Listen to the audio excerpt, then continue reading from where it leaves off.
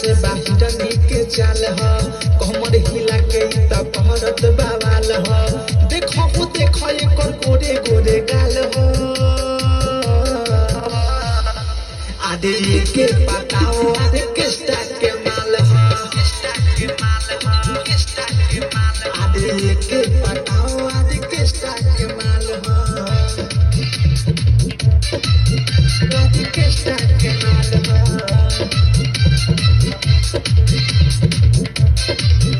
आदे किस्ता के माल ह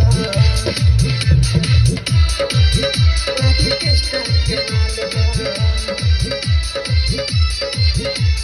लूटा बरतिया हो तुम जहाज के रतिया हो देखो न अपने देखावे घूम के चोली के पटिया हो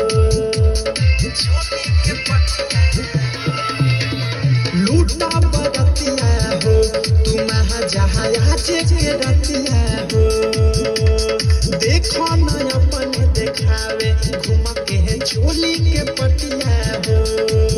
बाते गजब बोलाई बाजब के चीज हाथ भीतरी घुसा के सदये के गीज ढूंढिए खड़ा देखो नीचे खाल हो आदे के पताओ आदे किस्ता के माल है आदे के पताओ आदे किस्ता के माल है आदे किस्ता के माल है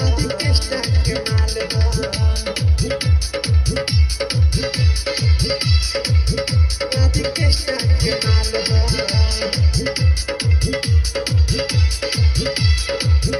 आदे किस्ता के माल है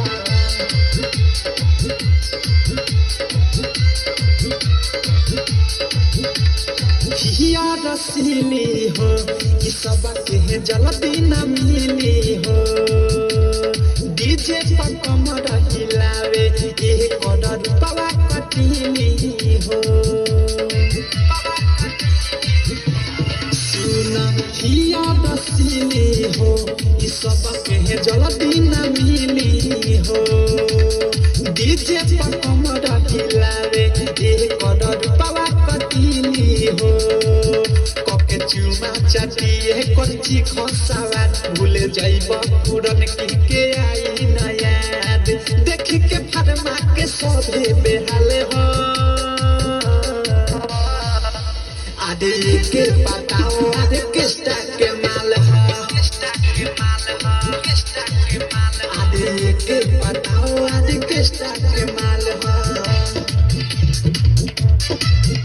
आदे किस्ता के माल है आदे किस्ता के माल है आदे किस्ता के माल है राही टडबी की मिसाल नाही मिली दोबारा हो अवध सपने में सुना पवन हो लागी न भाड़ा हो राही टडबी की मिसाल नाही मिली दोबारा हो अवध सपने में सुना पवन हो लागी न भाड़ा हो देखो अनुराग के बिकी लगाओ तालो आगे पीछे ले जाके करनो वो छो ओइसन ड्रेस पहने लागे तीरे पाल हो आदे के पताओ आदे किस्ता के माल है आदे के पताओ आदे किस्ता के माल है आइल बंगाल से बाहर के चाल हो कमर हिला के त कहरत बवाल हो देखो देखो एकर गोरे गोरे गाल हो आदे के पताओ आदे किस्ता के